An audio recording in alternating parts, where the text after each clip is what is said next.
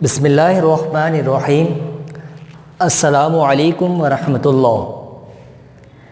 Welcome to online classes of Iqra Huffaz boys secondary school, a project of Iqra education system.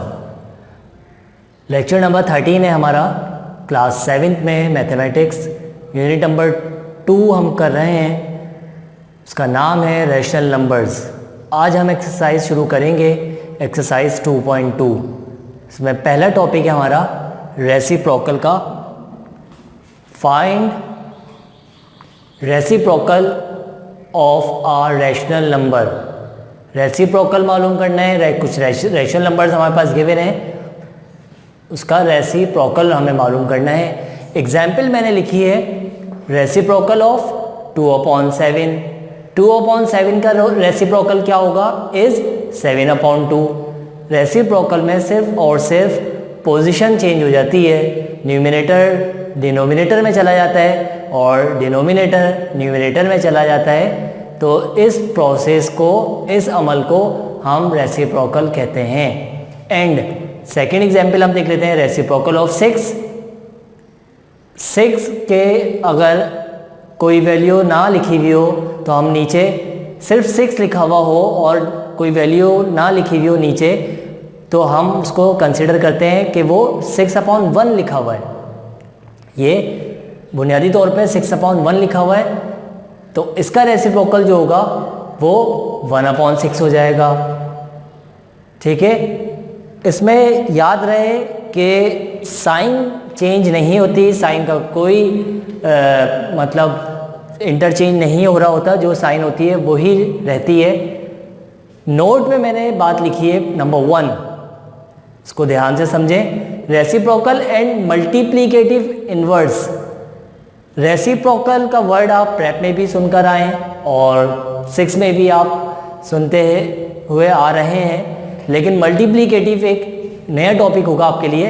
तो इंशाल्लाह इसके बाद वाला जो लेक्चर हमारे पास होगा, आइंदा आने वाले लेक्चर्स में हम आपको मल्टीप्लिकेटिव इनवर्स और एडिटिव इनवर्स इंशाल्लाह आपको बताएंगे।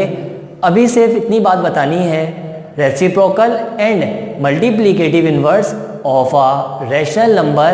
किसी भी रैशनल नंबर के को हम अगर रेसिप्रोकल में चेंज करें या मल्टीप्लिकेटिव इनवर्स में चेंज करें, आर ऑलवेज इक्वल, वो हमेशा बराबर ही रहते हैं। मतलब उसमें सिर्फ और सिर्फ रेसिप्रोकल और मल्टीप्लिकेटिव इनवर्स में सिर्फ और सिर्फ पोजीशन चेंज होती है, साइन चेंज नहीं होती। सेकंड जो है point, reciprocal of 0 does not exist. 0 का अगर रेसिप्रोकल हम करना चाहें वो एग्जिस्ट नहीं करता। तो हम आते हैं अपने क्वेश्चन की तरफ। क्वेश्चन हमारा लिखा हुआ है exercise 2.2 and page number 34। Question number 1, find the reciprocal of the following rational numbers. कुछ रैशनल नंबर्स हमारे पास गिवन हैं, उनका रेसिप्रोकल हमें मालूम करना है। तो रेसिप्रोकल के लिए हमने बात बताई कि सिर्फ और सिर्फ पोजीशन चेंज होती है। न्यूमरेटर डिनोमिनेटर में चला जाता है और डिनोमिनेटर न्यूमरेटर में चला जाता है। तो हम 19/17, सबसे पहला हमारे पास लिखा हुआ है 19/17। इसको हमें रेसिप्रोकल करना हो तो हम क्या करेंगे, बताइए बेटा? 17/19, जी बिल्कुल। तो हम इसको क्या कर लेंगे, 17/19, यह हमने रेसिप्रोकल में चेंज कर दिया। -13, मैंने आपको बात बताई 6 के लिए जो हमने बात बताई, ये बिल्कुल वही है। 13/1 लिखा हुआ है ये, और इसको मैं रेसिप्रोकल करना चाहूँगा तो क्या हो जाएगा, ये माइनस, साइन में कोई चेंजिंग नहीं होती, -1/13। ये रेसिप्रोकल हमारा हो गया 13 का। नेक्स्ट 1/10। 1/10 को मैं रेसिप्रोकल करूँगा तो सिर्फ 10 आ जाएगा। मैंने आपको बात बताई कि नीचे 1 कंसिडर नहीं होता, उसकी कोई वैल्यू कंसिडर नहीं की जाती, तो लिहाजा हम इसको सिर्फ 10 लिख देंगे। 1/10 को रेसिप्रोकल करना हो तो 10/1 आता है, तो 1 हम नहीं लिखते। अगर नीचे आ रहा होता है डिनोमिनेटर में, अगर 1 आ रहा होता है तो हम उसको नहीं लिखते क्योंकि उसकी वैल्यू कंसिडर नहीं की जाती। नेक्स्ट हमारे पास है -6/25, वेरी इजी, साइन में कोई चेंजिंग नहीं होगी, तो हमारे पास रिजल्ट आएगा 25/6। ये हमने रेसिप्रोकल का टॉपिक पढ़ लिया है।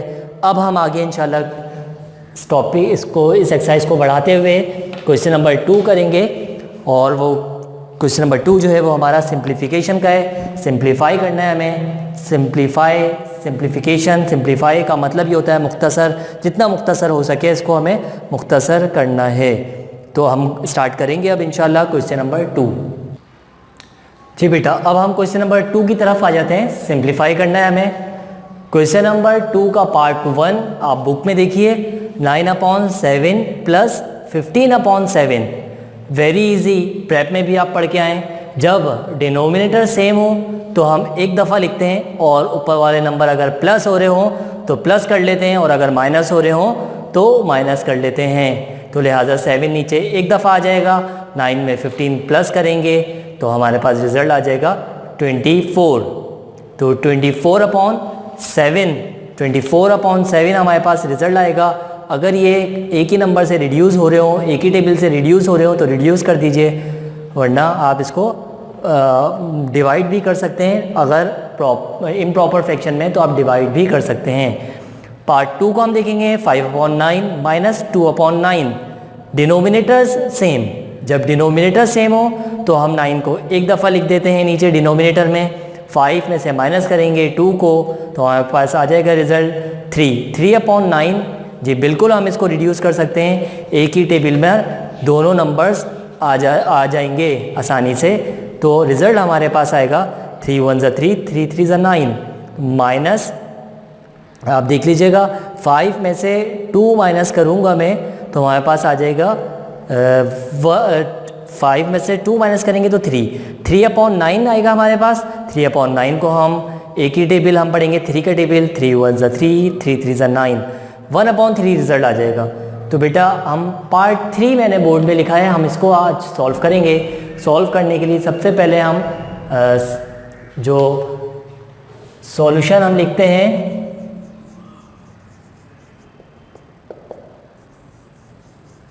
इज इक्वल टू, जो भी सवाल हमारे पास होता है हम एज इट इज़ इसको पहले उतार लेते हैं। 3/5 माइनस 7/5।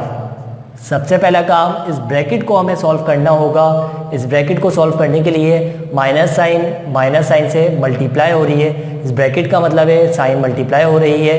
तो 3/5 मैं अपनी जगह पर रखूँगा एज इट इज़, माइनस और माइनस प्लस 7/5 हम लिख लेंगे। अब ये सवाल बिल्कुल पहले की तरह हो गया है, जैसे हमने पहला सवाल करा है, दूसरा पार्ट करा है, पहला पार्ट किया है, ये बिल्कुल इसी तरह से आप इसको सॉल्व करेंगे आगे। 5 आप डिनोमिनेटर में एक दफ़ा लिख लेंगे, 7 में 3 को मैं प्लस करूँगा तो हमारे पास रिज़ल्ट आ जाएगा, आप लिख कर दिखा दीजिए, 3 + 7 इज़ इक्वल टू, 3 में 7 प्लस करेंगे 10/5। कोई एक 5 के टेबल में से हम रिड्यूस कर सकते हैं इसको, 5 1 5, 5 का टेबल में कितने टाइम्स पढ़ूँ कि 10 आ जाए, 5 2 10। तो रिज़ल्ट हमारे पास आ गया 2। नीचे डिनोमिनेटर में 1 आया है, हमने अभी लेक्चर में बात ये पढ़ी कि जब भी डिनोमिनेटर में 1 आ जाए हम इसको लिखते नहीं हैं, तो लिहाजा रिज़ल्ट हमारे पास आ गया 2। आइए बेटा अब हम पार्ट 4 देखते हैं। 5/6 प्लस 2/6 माइनस 1/6। जब डिनोमिनेटर सेम होते हैं तो हम क्या करते हैं, एक दफ़ा लिख लेते हैं, ऊपर न्यूमिनेटर प्लस हो रहे होते हैं तो हम प्लस कर लेते हैं, और अगर माइनस हो रहे हो तो हम माइनस कर लेते हैं। सबसे पहले हम क्या करेंगे, सॉल्यूशन लिख लेते हैं और फिर हम सवाल उतार लेंगे। 5/6 प्लस 2/6 माइनस 1/6।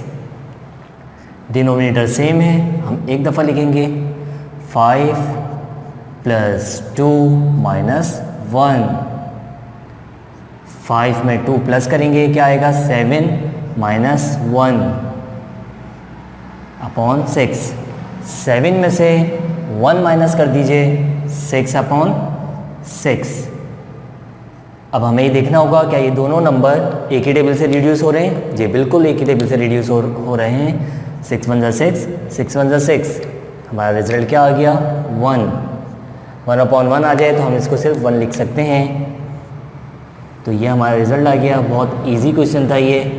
इस तरह के आप लोग कई सवाल प्रेप में भी करके आ चुके हैं, 6 में भी करके आ चुके हैं। मुझे उम्मीद है ये क्वेश्चन आपको क्लियर हो गया होगा। नेक्स्ट क्वेश्चन, मतलब क्वेश्चन नंबर 2 का पार्ट 5 हम समझेंगे अब। ये भी इजी है। आप इस तरह के कई सवाल प्रेप में करके आए हैं, 6 में भी करके आए हैं। 5/8 माइनस 4/5। डिनोमिनेटर्स, नीचे वाले नंबर को डिनोमिनेटर कहते हैं, ऊपर वाले नंबर को न्यूमरेटर कहते हैं। जब भी डिनोमिनेटर्स डिफरेंट आ जाएं, बीच में प्लस या माइनस साइन हो, तो हम क्या करते हैं? एलसीएम लेते हैं। सबसे पहला हमारा स्टेप ये होगा कि हम सवाल एज इट इज उतार लेंगे।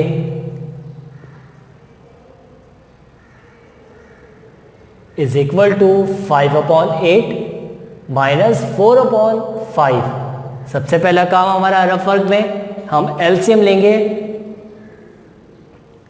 8 और 5 मैं एलसीएम लूँगा।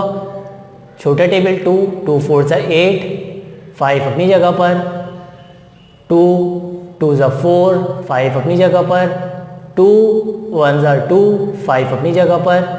अब मैं टेबल पढ़ूंगा 5 का। 5 1 5, तो LCM is equal to 2 multiply by 2 multiply by 2 multiply by 5। Table पढ़ लेंगे। 2 2 4, 4 2 8, 8 5 40। तो LCM हमारे पास आ गया 40। तो मैं LCM आया हमारे पास, मैं लिख लूँगा 40। अब हम क्या करते रहे? 8 का टेबल में पढ़ूंगा। कितने टाइम्स पढ़ूँ कि 40 आ जाए? बताइए बेटा। जी बिल्कुल 5 टाइम्स। तो 5 टाइम्स जो भी आया है उसको मैं मल्टीप्लाई करवा दूंगा इस 5 से। 5 5 25 माइनस, नेक्स्ट को देखेंगे। 5 का टेबल में कहाँ तक पढ़ूँ कि 40 आ जाए? बताइए बेटा। 8 टाइम्स। गुड। तो मैं 4 को 8 से मल्टीप्लाई करवा दूंगा। 4 8 32। 32 में से 25 माइनस करेंगे, क्योंकि 32 बड़ा है, बड़े नंबर की साइन माइनस है, तो लिहाजा जो भी रिज़ल्ट हमारे पास आएगा वो माइनस में आएगा। तो लिहाजा 32 में से 25 में माइनस करूँगा तो हमारे पास आ जाएगा 7 माइनस का 7/40। क्यों माइनस साइन क्यों आई? क्योंकि 25 की साइन प्लस है, 32 की साइन माइनस है। हमेशा बड़े नंबर की साइन आती है। 7/40। क्या मैं किसी एक ही टेबल से इन दोनों को रिड्यूस कर सकता हूँ कि 7 भी आ जाए और 40 भी आ जाए उस टेबल में? जी नहीं, बिल्कुल नहीं कर सकते। तो लिहाजा यही रिजल्ट हमारे पास आ गया क्वेश्चन नंबर 2 का पार्ट 5। तो बेटा अब इसके कुछ सवालात हैं, मैं होमवर्क के तौर पे आपको दे रहा हूँ। एक्सरसाइज 2.2 हम होमवर्क लिख लेते हैं यहाँ पे।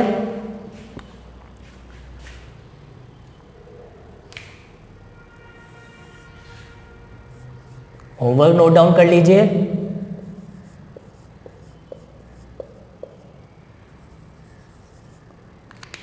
To exercise